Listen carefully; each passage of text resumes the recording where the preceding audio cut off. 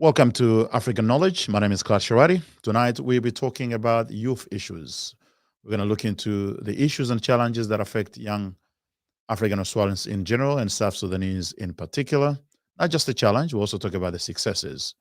I have a guest with me who you will find out more about straight after this one.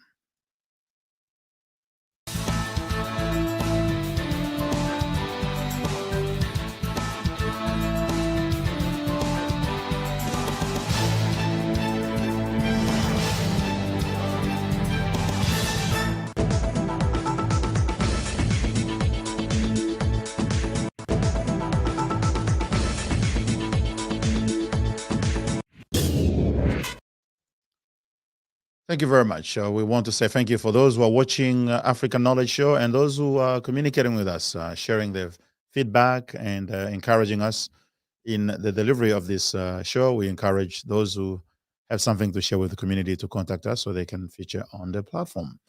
As I was saying in my introduction, we'll be talking tonight about youth issues, youth challenges, successful story within African Australians, and particularly in the South Sudanese communities. And my guest tonight is Andrew Guy, who is one of the leaders of the South Sudanese Academic Society. Andrew, how are you going today? I'm good, Clyde. Thank you for having me on African Knowledge. Thank you very much, Andrew. You are very active in the community, sort of a very passionate person. Even your Facebook page says you are a community-minded person. So, what motivates you to, try to share what you have and assist others in the community? Yeah, thank you very much once again, Clyde. I really look up to you in this space of media, and I'm inspired by your commitment and determination to keep the African Media Australia going. And I think it's people like you, Clyde, that inspired someone like myself to be able to serve the community. I think it's a privilege to have the opportunity to serve, wherever you can. For me, I just happen to be a youth worker,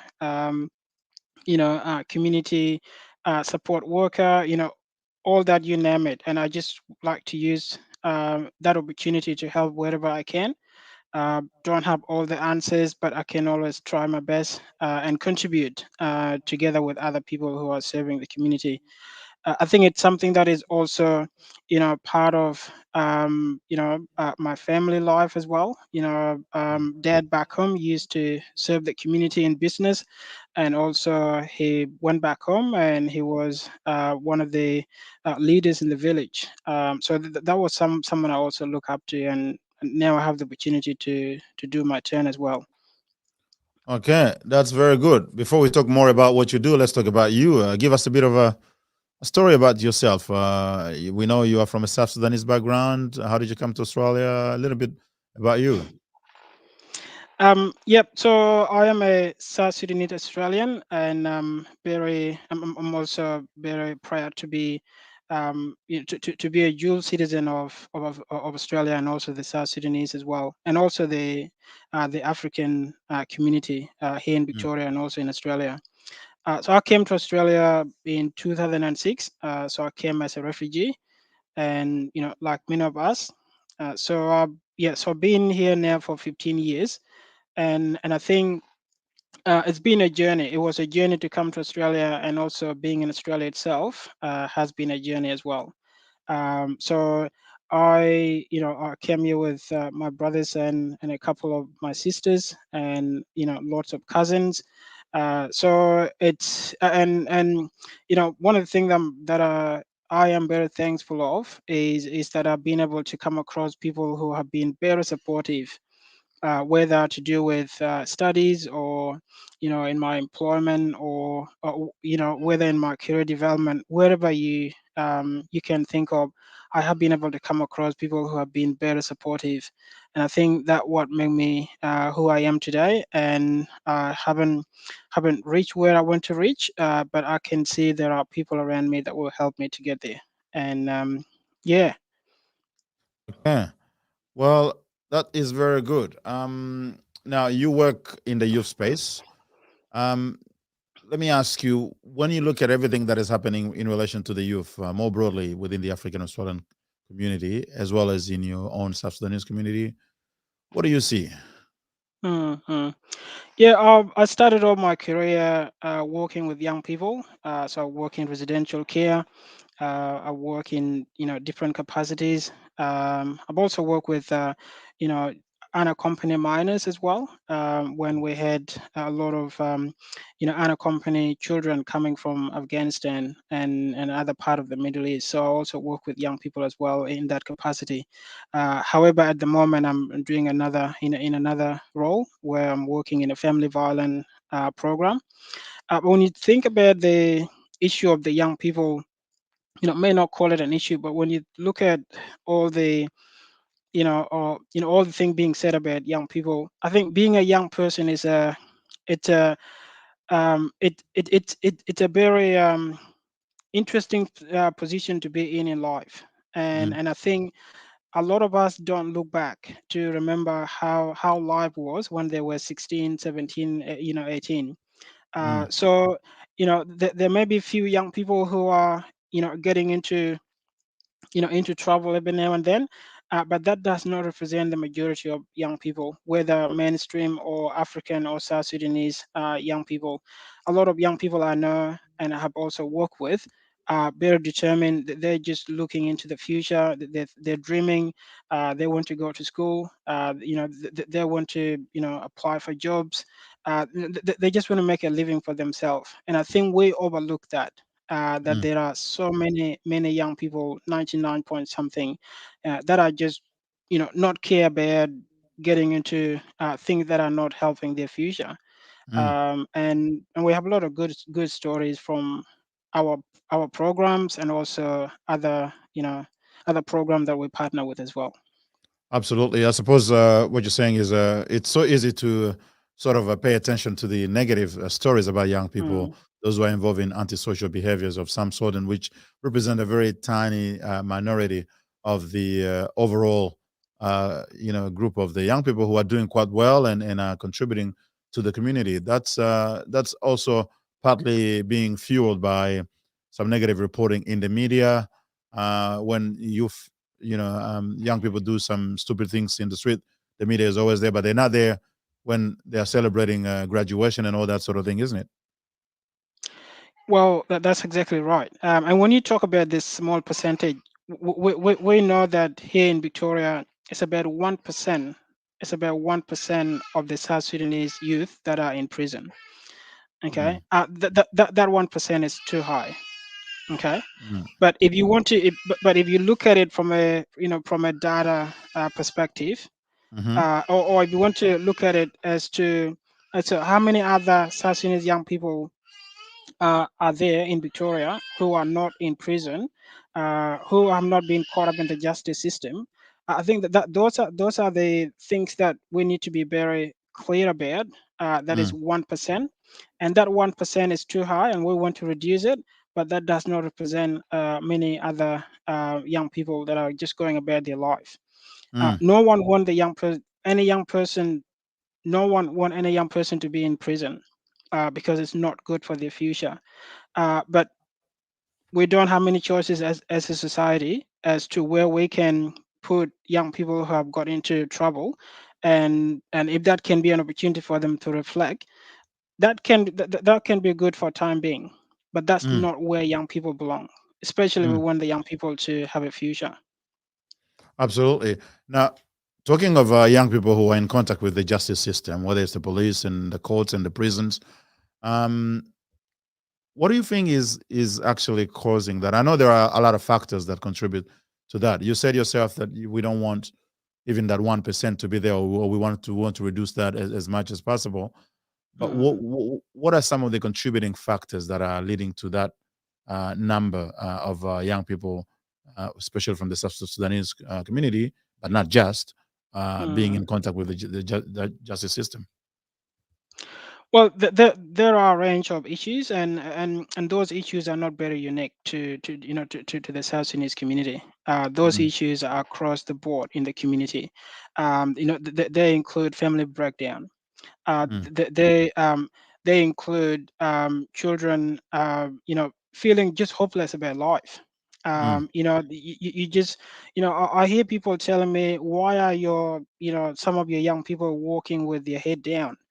And when you think about that, is that, um, you know, are they are they not afraid of being called names? Okay, or just on the street.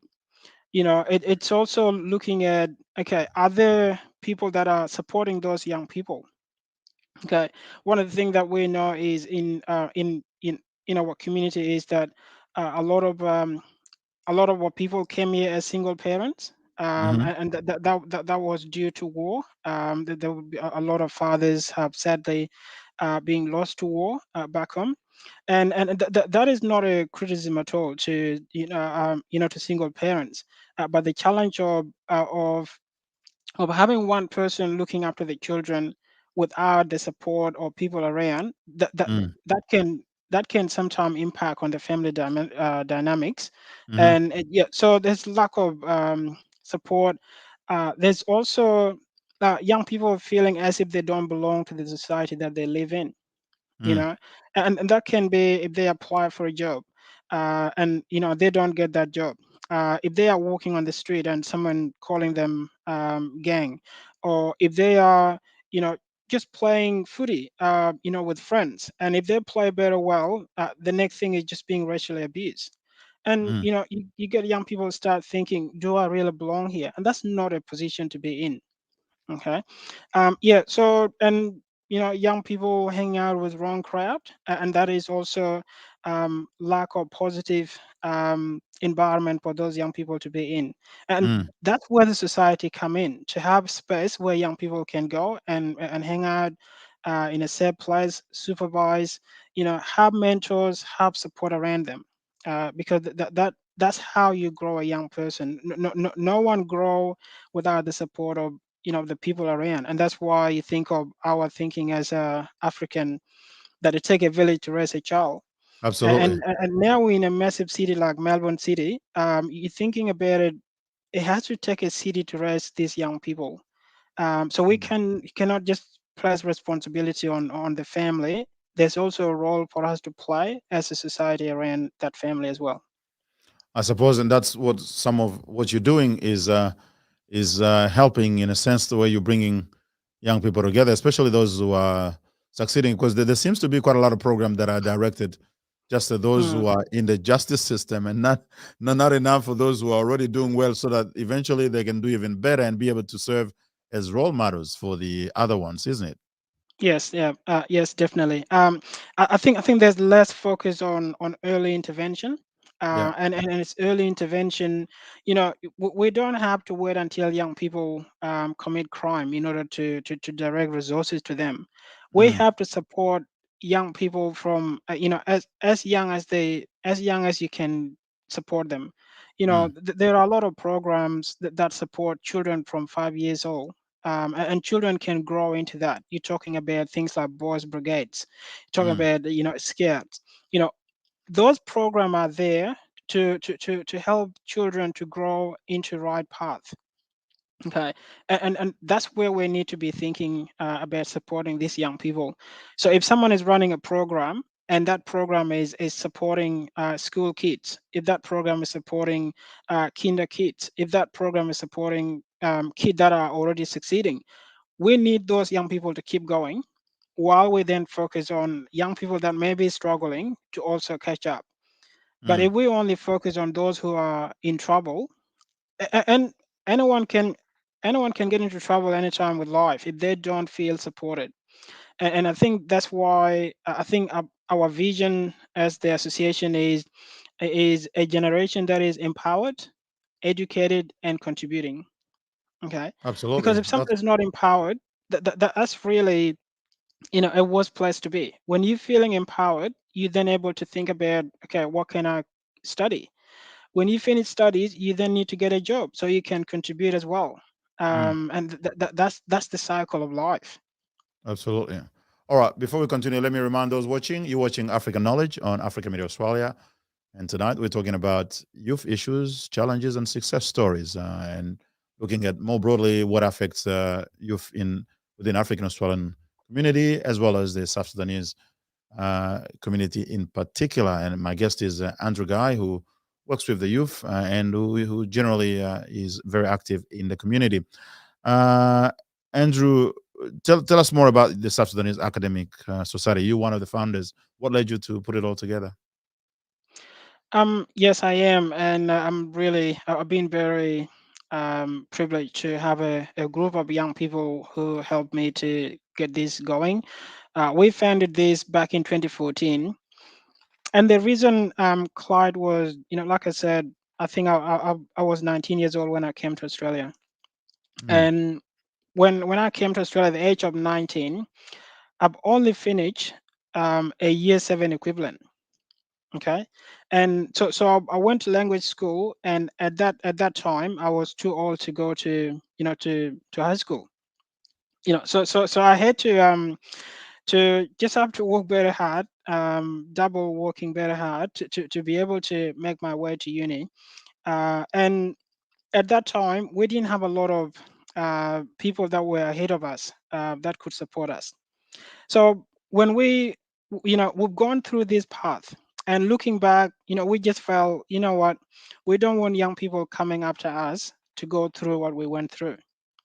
And that's mm, how, we got together. Some of us were still in uni at the time. Some of us were already working, and we just want to put something together where we can uh, we can use it as a motivation for a lot of children, young people, that we can have a project, or we can run an event and be able to invite their fellow African brothers and sisters who are already in the field that they may be interested in, mm, and to be able to ask them questions. How did you get there? you know mm, um I'm very happy that lately I'm getting less and less of this question, and kids used to ask me, if they hear me that I work, the next question would be, are you working in the area that you studied in?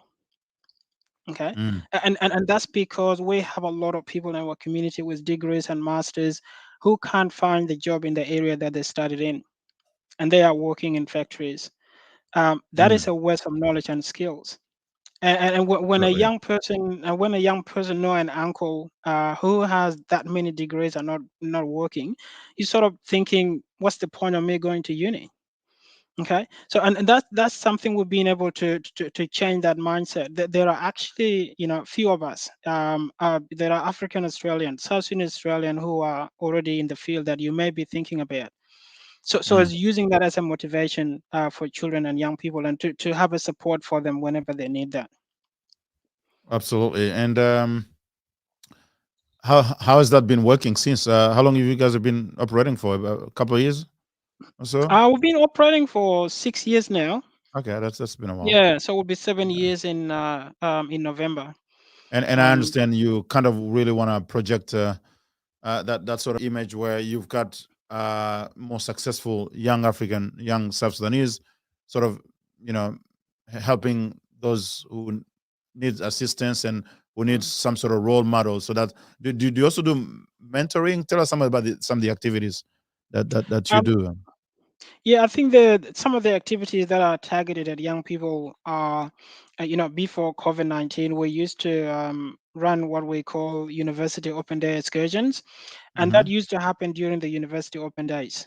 So we just get young people together, put them in buses and take them to the university, whichever university is. I think we've taken them to Monash and Deakin, and I think the main focus of that, anyone can go to open day excursion. Anyone can go on to open day when universities are opening.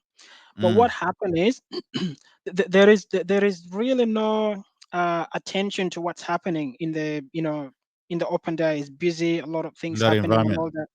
Yeah, but very busy environment. If you haven't been to uni, it might feel like a vast forest to be in.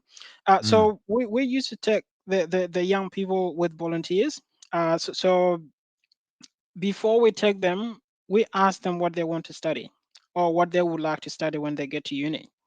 So we'll have an idea of how many young people want to study medicine, how many young people want to become nurses. So we'll put them in groups, and we'll have a volunteer that go with them into an information session, Mm, to sit with them to make sure they're sitting, listening, and then after that, after the open day has finished, we then bring them in one place where we just sit down, and then we'll have some of the volunteers just talk about their stories, how they got to where they are. One example, there was this young person who finished a carpentry apprenticeship, and mm, he won award sorry he won an award after 4 years. And we have that young person that he was very close to the young people we took to the excursion, so he was able to talk about his story. mm. And we also had a, a a sister of my friend, her name is Angeth, who's also a pathologist. She came along, talk about her story as well. So those are the stories that get the young girl and young boys to think about, what, I could be like her, I could be like him. And Mm. straight away at the end of those excursions, we had young people saying, you know what, you know, I, I I want to get her contact number, or I want to get his contact number because I would really like what she did. I really want to do that. Okay. Mm. So, and a lot of young people that we took in our first excursion, most of them finished their high school this year, and majority of them have got into uni. And that was just, we haven't done anything, but we exposed them to what's possible for them at the university. We expose them to people who look like them, people who have made it. So that And they can see someone has made it, I can also make it as well. absolutely, and that physicality, that physical image of the person, is actually quite potent, quite powerful, because you see the person. It's one thing to look at an image of somebody who's finished university, they become a Mm, doctor or a lawyer or whatever, and then actually see the person, talk to them, and seeing them telling you about that they used to do the same thing, and they started like you, and they can do that. So that mentoring and a role model sort mm. of figure is quite important, isn't it? Very, you know, very important. But also, when you think about how a lot of our people, the things our people been through, I think you share those stories with young people, and then it get them to think about, you know, uh, how life is very. I'm just thinking how life is very nice in Australia compared to where we came from. Mm, In one of the excursion, we had one of the lost boys. His name is Francis. He wrote a book, about his journey, mm. and coming to Australia, having been to Ethiopia, Kenya, and be able to come here. It's a story that need to be told, and it is a story that need to be heard by our young people who have not been to where we came from. We don't wish them to be in those situations, but we want them to hear those stories. Yeah, Absolutely. so yeah, yeah, so definitely. Okay. Now, tell me, what do you think about what the government is doing? They're obviously throwing quite a bit of money into the support that is needed to assist communities in general and young people in particular. One such Mm, example is the CSG program, which I'm sure you're quite familiar with. It's a special program from the mm. Victorian government to support South-Sudanese communities. Tell me about the effectiveness of such programs. Do you see any gaps anywhere? Would you want to see more than just money being provided, or is the money enough? Or what are your Mm. thoughts on that? Can I say firstly that CSG has been a great initiative. Yep. Is run by South Sudanese. They're I think employing up to 30 South Sudanese professionals, and to have such a program in a pandemic like this, it's there are a lot of stories of people being supported by CSG, and I'm really grateful that the Victorian government has put such an initiative in place. Mm. And it the only thing I can say about CSG is just making sure that that program continues, because it's only been running for, I think, 2-3 years. Mm. And you want to assess the effectiveness of something. 1 year is not enough. Okay. That's something that, regardless of whatever the change of the government may be in the future, that program is able to to be continued. Mm-hmm. And when you ask about, is it just the money? No, no, it's not just the money. It's also around the policy changes as well. It's also around the the representation of the community, the African community, the South Sudanese community. It is anyone to play their part in making sure this community is empowered. And I'm talking here about some individuals in the media that sometimes may be better opportunistic about some events, and those things are not helpful. um, so Mm. so yeah, so it's really it yeah, so it's policy, of course, financial support to program like CSG, and also you know for the community to be able to work with key stakeholders, whether it's the local governments or local MPs. I know in my suburb of Cranbourne, we have a very good relationship as a community with our local MP, Pauline Richards. Since she got elected, she's been working very closely with local communities, not just our community, but all the communities that I know of here in the in Cranbourne district, Mm. and her passion for the young people is just incredible. That's what you need to see from the leadership, to know that there are challenges that need to be addressed, but also appreciate the value that that community is contributing, to whatever state, city, or the country. Yeah, so Okay. it's a lot broader than just financial support. Absolutely. And has the community been quite engaged in the CSG? I tell you what, they reached their capacity within 3 months of opening. And that's how under pressure this program has been. Mm. So it's yeah, so it's definitely a lot of people are very engaged.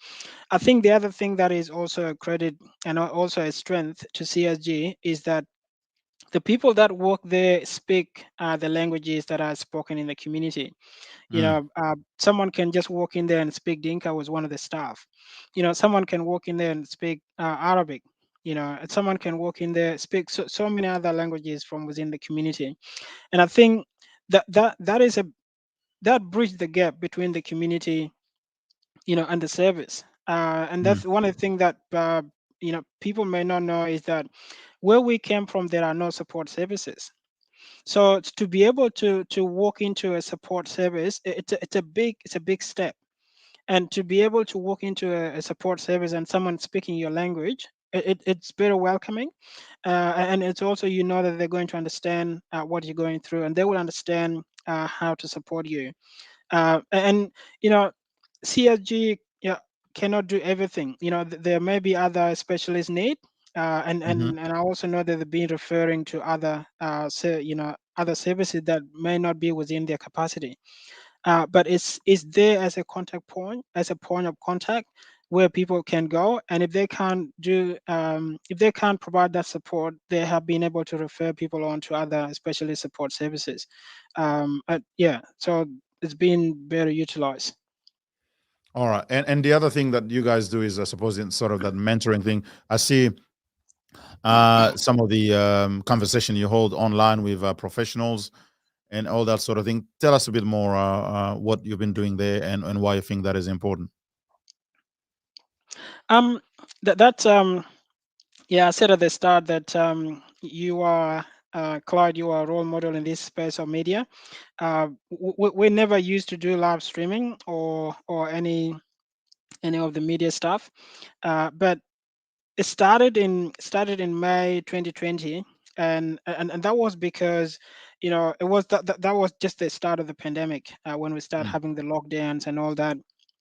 And what we know is, as African community, we are very social groups. We like to hang out. I always like visiting places like Food Crate, because it just feel like an African town. People just sitting, chatting over coffee, or playing, games and all that. So we realized that those opportunities were no longer there during the pandemic. So we started the live streaming as a community engagement initiative, where we've just been inviting community leaders, people we know in the community who have, good thing to say, and it's been just engaging the community like that.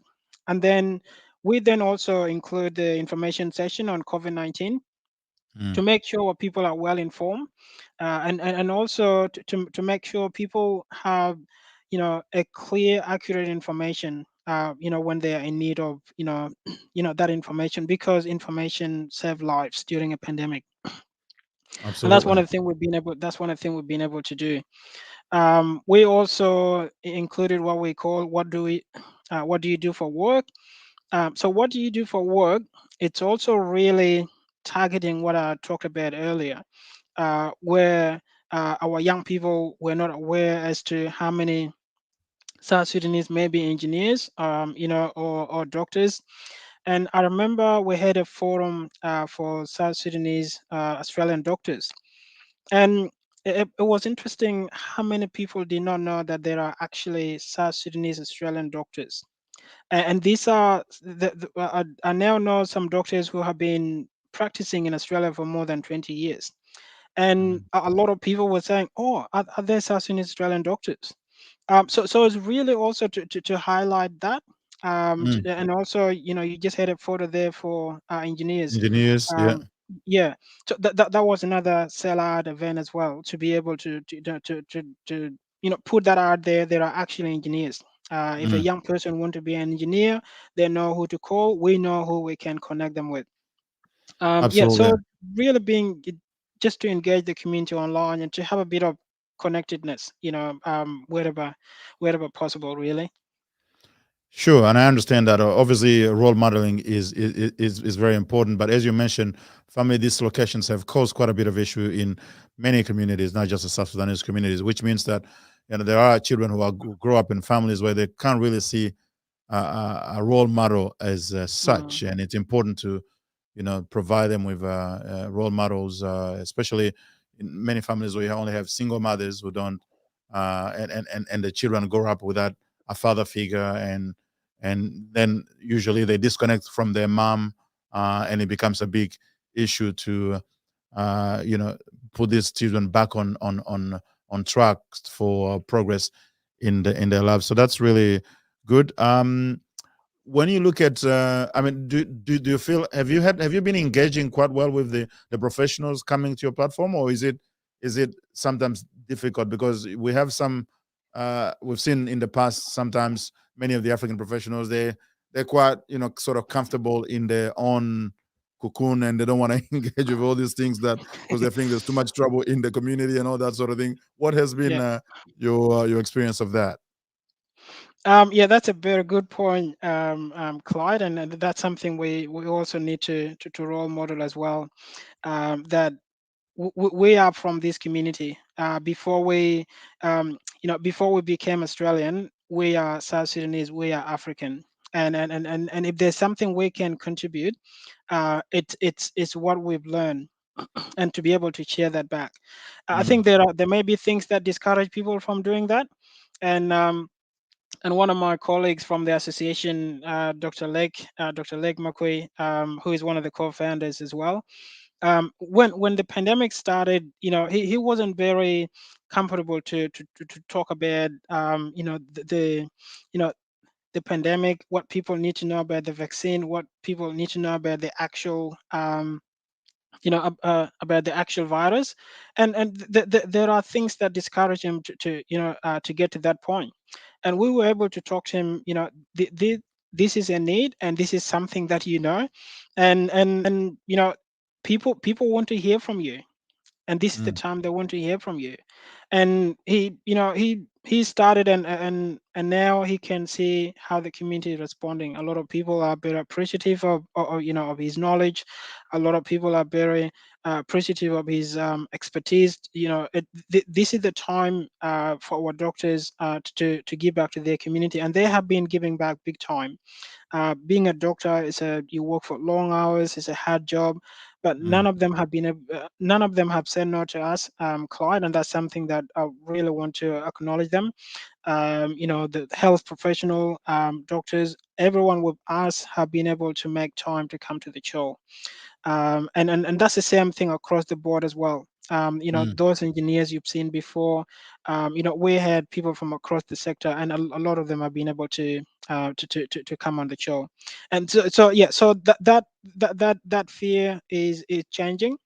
Mm. Of course, people will always have a different view, and that's up to them. But what we need to do is that this is our community, and if there are people that need to give back, we are the one that need to lead the giving back to the community. Absolutely. All right, let's take a short break and we'll be back straight after this.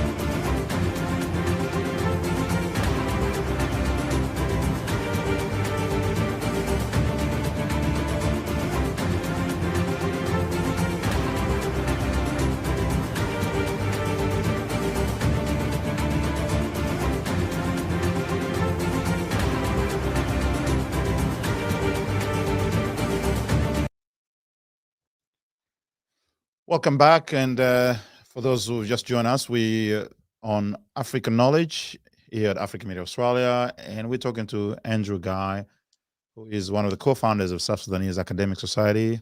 He works in the youth space, and he's talking to us about some of the activities that he does. Um, Andrew, how do you see the role of the stakeholders? We know obviously that in order to address important community issues, you have obviously the communities themselves, the families, the government, and other stakeholders in the not-for-profit area. You work for Anglicare, that has been quite active for a long period of time in helping communities. How do you see the roles of such organizations in helping the community to address some of the challenges they face, especially the young people? Yeah, I have been very privileged to work for Anglicare, and it's coming up to 10 years. And I got this job since I finished university. So it's something that I will always be very thankful for, because I know how hard it is to get your first job after finishing uni, regardless of which field. Um, and and looking at what role organization like Anglicare are doing, I think a lot of it depends on the area. It depends on which part of the city. Anglicare is way across the city and Victoria, and Mm. there are other community organizations as well. I think that the best way to solve some of the community issues is for particular organization to partner with those local communities. Mm. And talking about Anglicare Australia, Anglicare Victoria, is that back in 2012, which I mentioned earlier, when um, um, when we had a lot of asylum seekers from Afghanistan, and a lot of them we had children that were unaccompanied. Anglicare was one of the organizations that was asked by the Department of Immigration to provide services to those refugee communities at the time, and I was one of the people that was working in that program, and it was good to see us as a mainstream organization stepping in at times like that. Um, Also, when we had the lockdown in the towers, um, uh, Angel Care was one of the organizations that was asked as well to support, and that was something that was done very well as well. There was an email sent out to the whole organization, and people were asked to put up their hands regardless of what their workload at the time, and Mm, people put up their hands, and they were able to help out at the towers. So the best way is for a particular community, sorry, the best way for that particular organization to engage with that local community, and to be able to work together in partnership with that, with the community in that particular area. And also, just being mindful of the cultural differences, being mindful of, you know pe- people people may need help, but that idea of getting support is very different for a lot of different communities, especially those that are new to Australia. So there's need to, for more engagement with communities, to instead of waiting for them to come to us, is that we are able to reach out to them and be able to explain what our service is, what support that we can deliver, and to be able to bridge the gap between a community and the support service system, and to also, there's a bit of support stigma for a mm, lot of, a lot of communities. Someone to walk into a support service, a lot people feel uncomfortable with that, and that's the thing that we need to let the communities know. Whenever you need help, you do need help, and there's no stigma attached to that, and mm. that is the role of the services, to support wherever necessary. Okay, let's talk about employment now, because I think many of the issues that relate to young people have some sort of correlation with employment. We get young people who are in contact with the justice system. Quite often is because they not only they've had issues with education, but they haven't been able to get employment. If you employ somebody, you keep them busy and you give them dreams. Now, many of the young people are having issues finding employment. We know that in general, youth unemployment is quite high, Mm. and then youth unemployment within multicultural communities is even much higher than the broader society. Um, how do you think? I mean, what would you suggest to be able to tackle this specific issue? And do you think the government is sufficiently aware of this issue, and are they doing anything to address it? Mm. Um, I, I I think the government is aware. The next question is, are right initiative being put in place for those young Yeah. people to, to be linked into employment?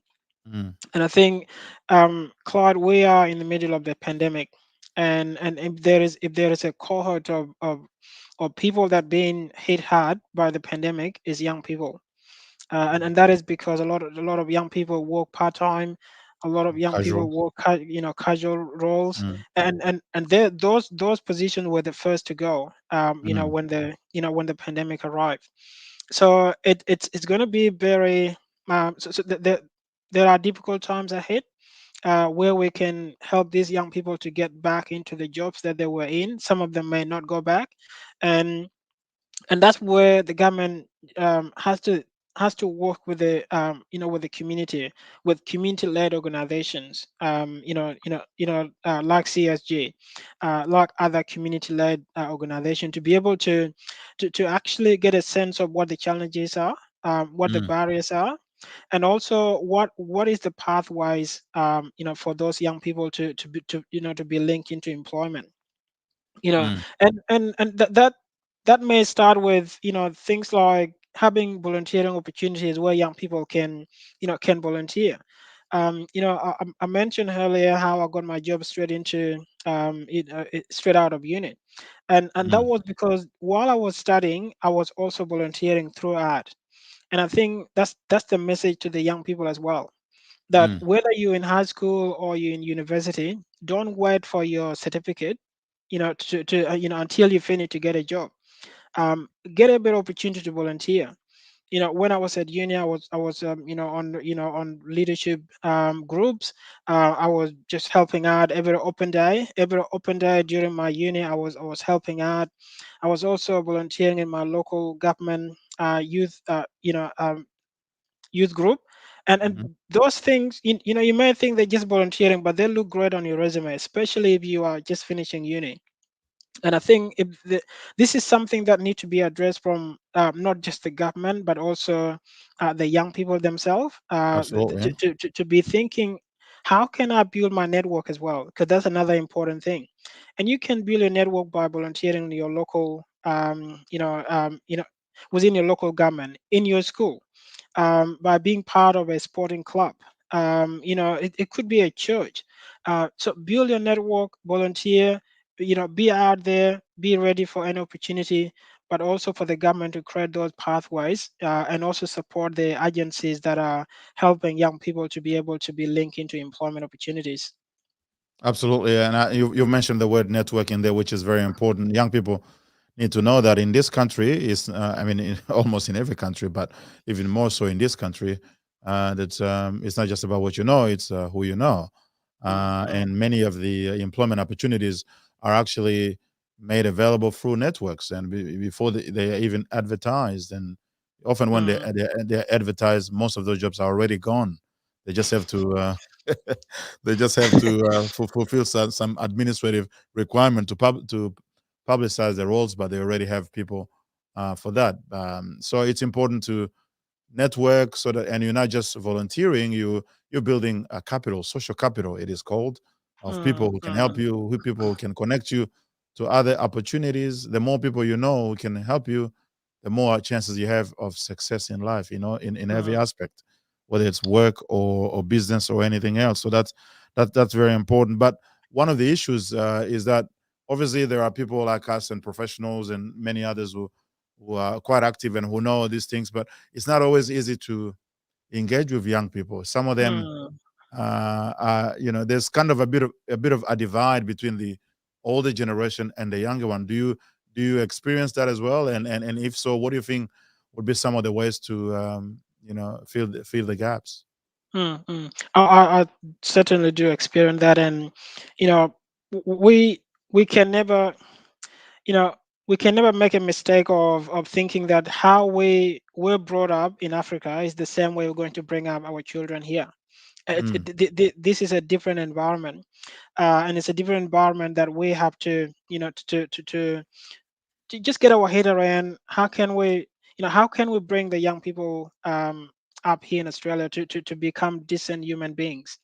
And it just start with something, it's having that positive environment. I keep talking about when I was new to Australia back in 2006. There was a place somewhere, in Box Hill area, where young people, after they finish high school, I don't know, high school or primary school, after school they come there to hang out. Okay, and that was just a place where young people come. They have snacks, they play games, they catch up with people that were, there to help. I think I might have just set up. I think I set up my first email address, at that place. Okay, mm, because I don't think I even had internet at home at the time. But it mm, was a place that young people could go to and just get and any sort of help. It doesn't have to be one thing, but a space where they can go to. That's where we need to think about as well. And that's why we have the project called the JDI project, which you've shown the photo before, which was mm, which was launched um, by Minister Jason Wood and my local MP Pauline Richards, in partnership with a great church here in the city of Casey, Casey City Church. And that project is providing an environment where young people would just come. They firstly come to do their homework, but after they finish, they can play games. They can play pool table. They can play board games. They can have, volunteers, people they can ask questions, people they can talk to, you know mm, and people they can, say, what do I need to do if I want to become a banker? It can be anything like that, but they know where to go, somewhere that is safe. After that program finish, parents come and pick up the children. Okay. So and that is one of the thing, whatever your child is involved in, is for parent to partner with that particular group. It could be a school, Here, here in Australia, education is a partnership between the school and family. And Mm, that is another thing as well. Young people here, they young people cannot travel on their own, to where they're going. And that is another thing. Be able to take them to where they're going. If they're going to play footy or basketball, that at least there is a relative there to sit, sit in the crowd, watch how they're playing. It's something very positive for a young person to score a goal, and and look into the crowd and see the auntie or the cousin, clapping their hands. It make a mm, big difference. So it's a lot more involved to bring up children in the West, than back home. And that's where we need to do what we can, as a society, as a community, and also as families, to be able to come down a bit and see what is the best way to bring up children in Australia to make sure they become decent citizens in this country, because mm, it's very different to what we were brought to where we were brought up, and to acknowledge those challenges. It's for someone who is 50 years old, just arrived in Australia, life would be very difficult to adjust. mm, Very easy for someone who come here as a 10 years old, very easy to adjust. And it's be able to highlight and be able to acknowledge those cultural differences, intergenerational differences. You know, we have, families where children speak different language, and and parents speak different language. And I'm not talking about other families, I'm talking about my own family. My kids don't speak my mother tongue, mm. and that is a challenge. Is if my English is not great, my communication with them would be very hard, you know and that's something we need to build, that relationship. It could be a communication, it could also be available for your children, be able to listen to them as well. If they get into trouble at school, you need to step in and be part of that. Mm. You cannot say, you go and fix it. It doesn't work like that.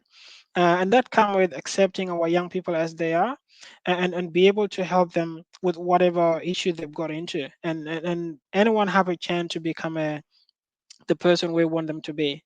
And it's about us being around them and supporting them. Good. We'll take a few comments and questions from the audience before we finish.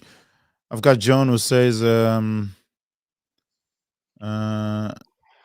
it's my computer. Yeah, a big shout to those men and uh, women working with young people, especially at CSG. Keep your advocacy up, and up challenge are many, but they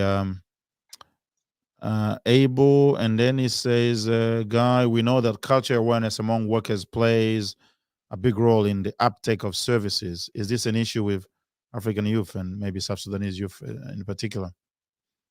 Culture Mm. awareness among workers. Are workers who work in the space with young South Sudanese and African in general, do you feel in your experience that they are sufficiently culturally competent?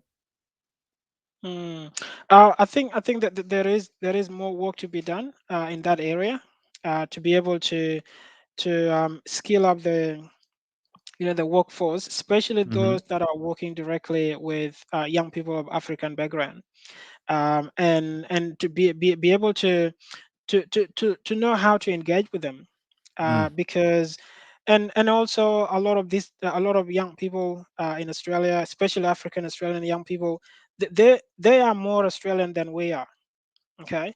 And some of them may want to access the mainstream service, mm, and that's okay. Okay. And and also that mainstream service is to be able um to be creative on in how they can engage with that particular young person, because there's one thing about delivering a service, but it's another to be able to meet the needs of every person that present to that service. mm, And that's where culture come in. That's where, being able to reach out as well. If a young person come to your service, I strongly recommend that you are able to reach out to a carer of that young person. Don't just deal with that young person. Get to know his or her family. Get to mm, know who are his or her support sources. mm, Because what I know is, as a support service, we can only work with families for a few months. Hmm. Sometimes it can get to a year, but there's a long, long, long time that young person will be unsupported by services, and it's those connections, it's the family, it's the community, it's the support network that will sustain that young person. So, and that's what I always encourage. If a young person, it doesn't matter who, be able to find out what are the support network of that particular person, whether young person or old person. Absolutely, you can't just work with young people in some sort of vacuum.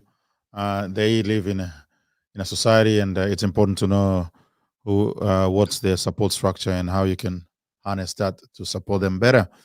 Okay, And maybe can I also add, Claude? I'm saying that yeah. because I'm hearing that many young people saying they do not want to see their parents. Okay, Mm, and some of those young people are sadly in jail. Okay, I don't think deep in their heart they do not want to see their children. I don't think their deep in their parent. heart they do not want to see their parents. But maybe the shame that they are experiencing in the situation that they are in may be causing them to feel ashamed to see their family. And that's something that the worker in that situation need to explore with that young person, to be Mm, able to let them know actually they are your family. Unless they've done anything wrong to you, then that can be considered. But yeah. if they haven't done anything to the young person just saying, I don't want to see my family, I think there's more to that. And that's where exploring that a bit further comes in. Absolutely, because that could be the very reason why they are Mm, in trouble and they're coming to seek for services because they've been disconnected from their family. So mm, if there's a way to find to bring them back into the family, not necessarily to force them back to the family, but mm, assist them in reconnecting with the family in mm, meaningful way, that is obviously a very important element. Now, maybe one last question. I'm not sure what's happening in these days because I haven't been much involved in project within the community. I used to be the president of my own Congolese community a little while, and I saw a lot of project and everything, and that was like 5 years or more before I resigned. But what I saw at the time was that there were a lot of service providers who made applications to get funding. They got funding from the government, but when they deliver these services, they were more concerned about ticking boxes and satisfying the funding provider's requirement rather than really servicing the community. Do you think that is still happening, or has that been improved? Because you're quite still active in that mm. role, from where you're sitting. Hmm. I think that's a very that's a very tricky question. Tricky question, Uh, yeah. it is, and it's. I think one of the things that we have to know is this, that whenever you request funding from the government, Yeah. you are accountable for that funding. Yes. Okay, you are accountable to the government for that funding. You are also accountable to the community that you mention in that grant application. Yes. Okay, and this is where your ethical judgment comes in.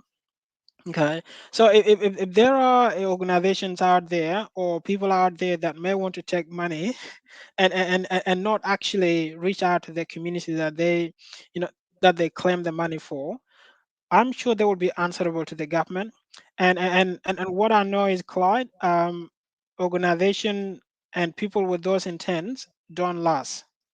Okay, Yeah, but the so issue so is so mm, so so let me just clarify. The issue is not more mm, on mismanaging the fund in any way, yeah, but more in terms of they sort of they're more in some sort of tokenistic approach where they will hire one or two mm, and African faces, and they sort of want to get them to contact a few individuals and everything. So, but the deep and meaningful engagement with the community to service the community is not there. mm, Is that what they got the funding on behalf of the South Sudanese community, for yeah, example, and they have to be mm, seen working with the South Sudanese community without really doing everything they can and having the sufficiently deep commitment to serve that community. That's where I think the problem mm, was, and I'm not sure if that has gone or if it's still there.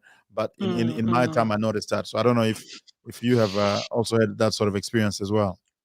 Yeah, that's the question I will not have a good answer for, and I think that that's because um, I'm not aware of organizations like that or Yeah. practices like that. What I know is there's a gap between services Yeah. and meaningful engagement with culturally diverse communities, Yes. and that is an ongoing challenge that services need to ever to keep improving on, Mm. because and improving is reaching out to those communities, and not just ticking the boxes, but be able to meet with, you know some communities have eldership group, some communities have community leaders, some communities have their way of looking after each other. So it's really, if an organization has got the money in the name of a particular community, they have to engage with that community.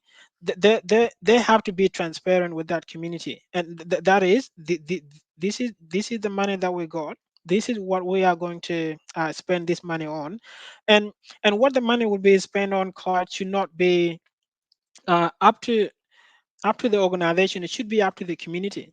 It should be up to the community to say, you know what, these are our needs, and this is how we would like this need to be addressed. If you start like that, there's a good chance there will be a better outcome, and that is there is a decision, there is an involvement by the community in the decision making on how the money Mhm. will be spent. There is also a call-led approach, where needs are identified, and the community can see how those needs are being addressed. So they are part of the process. But Yeah. then if you lose the community in that process, and happen to just be driving into the community to provide support, and people have no idea what the support is, they do not have a say as to if that's the number one need to be addressed. I think that's where there's need to be, I think a better engagement with the communities. Absolutely. All right. Mm. That's quite another issue that perhaps we may have that in another conversation.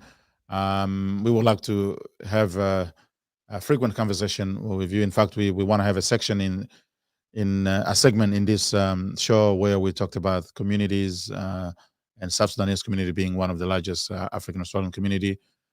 We'd like to be able to have a frequent conversation with you and others who may want to be involved on a couple of fortnightly basis or so.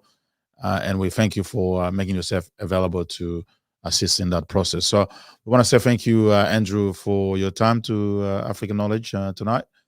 We appreciate you coming and telling us about some of the work that you are doing and informing us about what's happening within the South Sudanese community and the space that you work in, which is youth. We also know that you work in the domestic violence space. Perhaps next time we can talk more about that. But for now, thank you very much for your time. Thank you very much, Claude, and thank you to the viewers and your questions as well.